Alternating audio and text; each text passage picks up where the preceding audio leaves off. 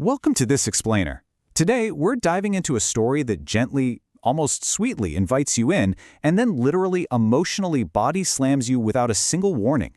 We're unpacking the narrative architecture of The Last Letter, examining exactly how it systematically builds and then completely breaks your emotional attachments. Seriously, if you're following along with us today, go grab a tissue. Actually, scratch that. Grab a whole box. And a strong coffee. I am playfully but also very seriously warning you right now, do not get attached to anyone in this narrative. The author certainly didn't want you to be comfortable, and as we analyze the mechanics of the story, you'll see exactly how meticulously that discomfort is crafted. I mean, the foreshadowing here is just brilliant. The source material doesn't even try to hide its intentions. We meet characters and even pets with names like Chaos and Havoc. These aren't just quirky little monikers. They are literal, flashing narrative warnings telling you upfront that your emotional stability is about to be completely compromised. Section 1. Letters in the Dark. Let's look at exactly where this story begins and who it centers on. So our protagonist is Ella. She's a single mom running a bed and breakfast in Telluride, which is very pointedly named Solitude, by the way. She's got twins, Colt, who's this fiercely protective kid, and Maisie, who's incredibly fragile. And man, Ella's world is already stretched to the absolute breaking point. Maisie has just been diagnosed with an aggressive form of cancer. So Ella is just drowning, drowning in medical bills, fear, exhaustion. She is emotionally threadbare, and that makes her perfectly, tragically vulnerable for what comes next. Enter the lifeline. Ella's brother, Ryan, he's a special ops soldier deployed overseas, and he asks her to write to his teammate, just a guy she only knows by his call sign, Chaos. Over the course of months, they exchange these letters. No faces, no real names, just raw trauma, absolute honesty, and this incredibly deep emotional intimacy. Chaos basically becomes the anchor holding Ella together, while her little girl fights for her life. It's this beautiful, handwritten romance blooming entirely in ink. But it only takes one moment to shatter the whole thing. Just one single New Year's Eve phone call. Instead of the holiday visit they had planned and were so excited for, Ella gets literally the worst news imaginable. Her brother Ryan was killed in action. The grief is immediate and crushing. But to compound the devastation, Chaos stops writing entirely. He just vanishes, without a word. So Ella is left to assume that the man she fell in love with through all those letters must be dead too. Section 2. The Secret Identity. Because right after shoving us off an emotional cliff, the story calmly closes its first act and we meet someone new in town. This guy named Beckett Gentry shows up at Solitude. He's stoic, super emotionally restrained, and he introduces himself as Ryan's friend, saying he's just there to fulfill Ryan's last request to help Ella out. He fixes things around the B&B, he bonds with the twins, but the dramatic irony here, it is agonizing.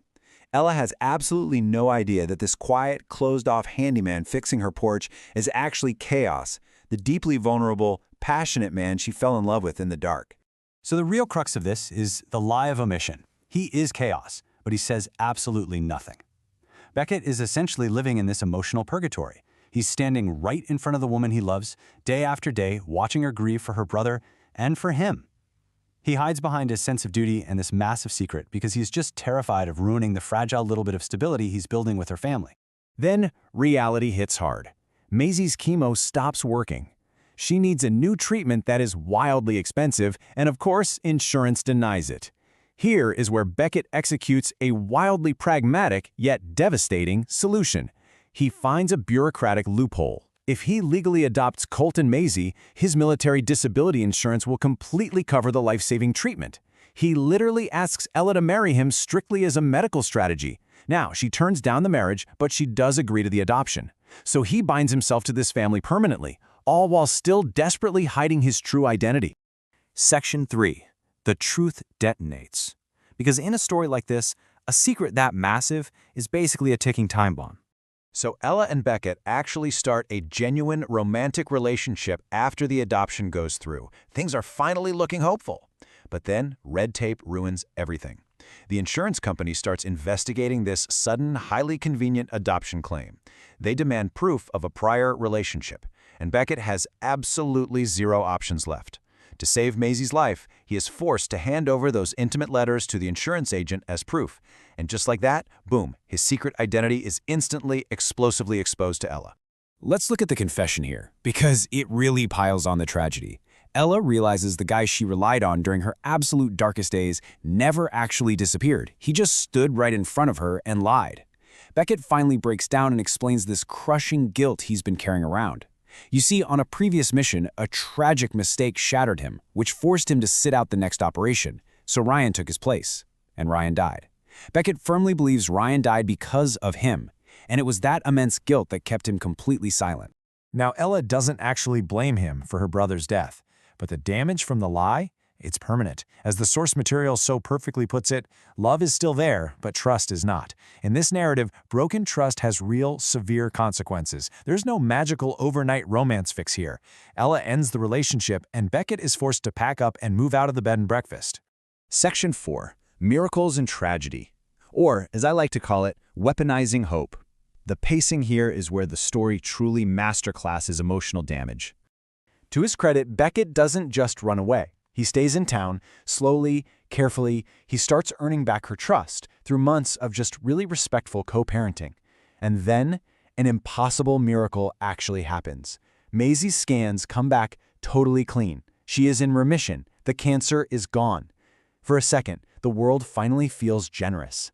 And in that joyous relief, Ella and Beckett choose each other again, not out of medical desperation this time, but out of actual love.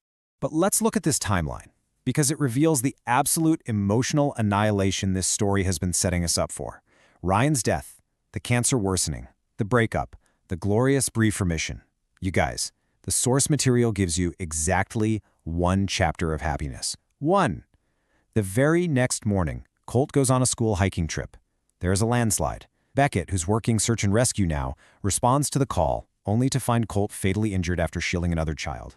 In his final moments on that mountain, Colt looks up at Beckett and tells him he loves him. He says, "I'm happy because I finally got a dad." I mean, it is just this heavy, quiet, completely suffocating grief.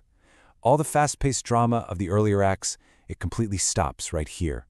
And it just leaves you with the devastating, permanent reality of losing a child. Section 5. Surviving the Aftermath. So how do these characters, and honestly, how do we as the audience even move forward from this? Well, there's no peppy, inspirational montage that can fix this kind of loss, but there is a choice. Beckett makes his decision crystal clear. He officially quits the military permanently. He takes a full-time, permanent job with the local search and rescue.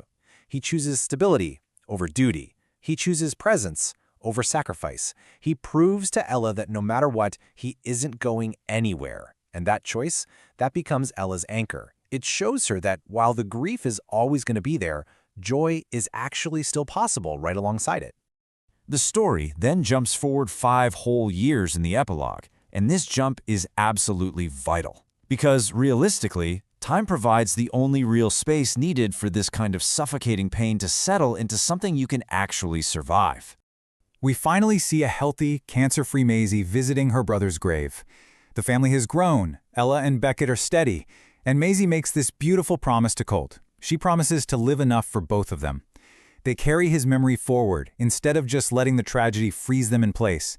The story really insists on this balance, showing us that life can expand around grief, even if it never actually shrinks the loss itself.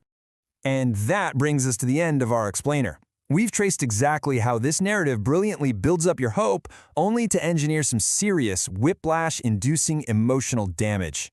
So, looking back at the intense journey we just mapped out, I have to leave you with this question. Did understanding the mechanics of this story break you completely, or did it only ruin your week?